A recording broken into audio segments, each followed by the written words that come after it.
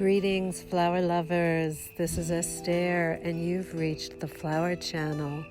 Thanks so much for joining me today to soothe your soul and warm your heart with the beauty and healing magic of flowers. This is Estere, and you've reached the Flower Channel. Today we're going to be making a centerpiece for a buffet in a kitchen. High-end kitchen, kind of modern, in this really cool vase. I got this at a thrift shop, but it's really lovely. It's you can thrift well sometimes, and that's really quite a beautiful vase. And you can tell by the weight. You want a vase that's weighted on the bottom so that when you put flowers in the top, it can hold it. So I'm using this Douglas fir, which is just a beautiful evergreen to use for holiday arrangements. I'm going to give a snip and just going to see where this leads me. I'm not thinking too much about the shape in the moment. I'm going to let the greens show me how they want to be placed in this arrangement. And the more intimate you get with your materials, the more alive and vibrant and connected to the flower fairy world you'll be. So here's the beginning. I like this right away. I have a kind of an interesting shape here going. I'm definitely going for asymmetrical. I'm going to use some of my chartreuse dogwood branches. I know that this is an accent color in the house that I'm bringing these arrangements to, so I'm going to go pretty tall here, because again, this is for a buffet.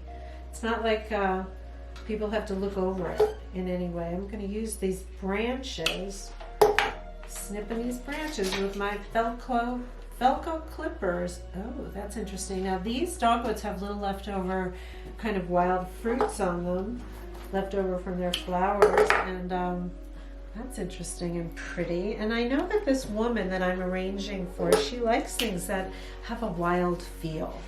So this dogwood really helps create that wild feel, the just picked wild feel. I'm taking all these side branches off because they're just going to create a little havoc in the vase there. We don't want that. So, okay, that's very cool. So far, kind of an interesting shape going here. And then I'm going to start putting my flowers in. I'm going to put the ones in that I'm using way down low first. This, for no reason other than that feels right today.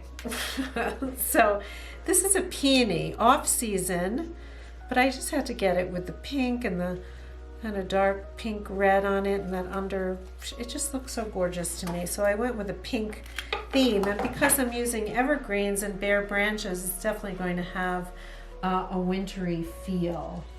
I also have a gorgeous bud. Take all the foliages off a peony flower before you put them in the water, because they're not going to hold up very well. I'm going to kind of cluster these together. I like the same flowers clustered together. This one may be coming out a little, sticking out more because it's smaller, so it can have a little more movement out into the vase. This is Hypericum, or St. John's wort, the same plant that we get St. John's wort, the herb, that you might take in tea form to help you relax. It's a wonderful relaxing herb. This is, I'm making this a little all around because her kitchen, this is going to go like on an island in the kitchen, so people are going to be walking around it. And it's good to know where, when you're arranging for like a party, an event, it's good to know where the piece is going to be placed. So you can think about that when you're arranging. Then I'm going to use this pink, beautiful pink Alstroemeria lily. So lovely. Taking all the little side leaflets off, because these are just going to suck up water, and really they don't add that much. I want a little bit more of a cleaner stem look for these. Take off anything that's broken. Oh, that is pretty. And this has a nice bare stem, which again kind of matches a little bit, right? The feeling of the bare stem of the dogwood. So we're going a little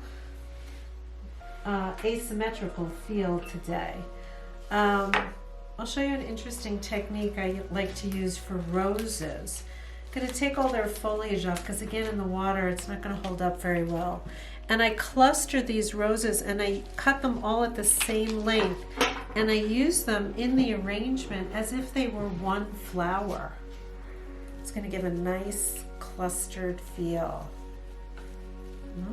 And it makes it look like one giant rose. All right, let's do the same thing with these other two roses that I have. And I'm going to put them way down deep in the arrangement here, because just to call attention way deep inside, because that creates a lot of interest. Oh yeah, that's fun, right? Here, don't want to crush them. Okay, we have a lot of interesting things going on in this arrangement, and we want that. We want people to say, "Wow, what's that?" So I have roses on this side, peonies over here. I think I'm going to cluster these calla lilies together. These beautiful yellowy, orange, pinky. They almost look like sherbet. You want to use scissors on calla lilies because these stems crush easily if you use the thicker clippers. I'm going to place them out to the side because they are trumpets, right? They are gorgeous. And then we're going to add some baby's breath to add that wonderful snowy feel because it is winter and it's a winter party. Oh, this is lovely. I'm going to use the baby's breath to give it more dimension. I think this needs to go behind there. It's a little better. There you go. Oh, that is fun. And, tell yourself it's fun as you're arranging. Flower arranging should be purely an act of enjoyment and love and appreciation for the flowers. And if you're not having a good time, it's going to come across in the arrangement. So you don't want that. You want everything to just feel amazing. Because look at these amazing flowers. Wow. Okay. Here we have a gorgeous, stand this up a little more. So it's almost like that alstroemeria is like in a little embrace from those branches.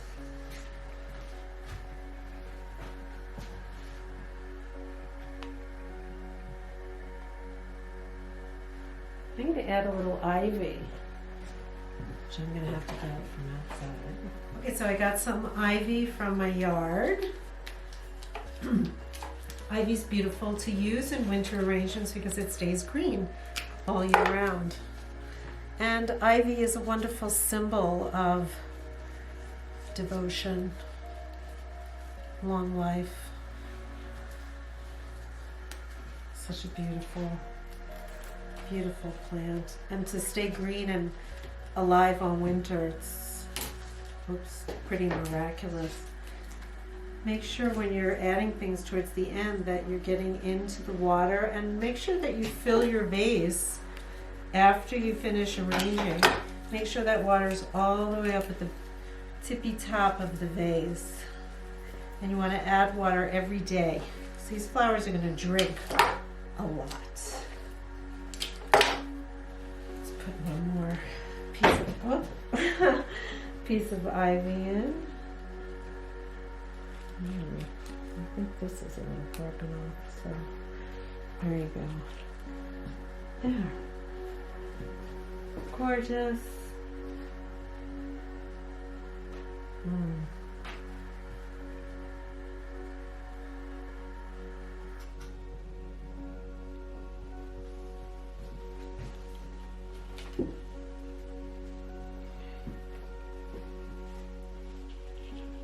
You can mess with it as much as you want till you get exactly the feel that you want. I want a lot of interest there with those cow lilies. That's beautiful. For the finishing touch, because it's winter and I love pine cones, I'm going to stick a pine cone upside down, because this is the part that's really interesting. That part, I think. And we just push it way down deep in the arrangement.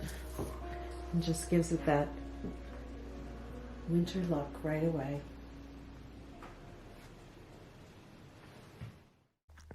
Thanks for joining me on the Flower Channel. Bring beauty, love, magic into your life with flowers.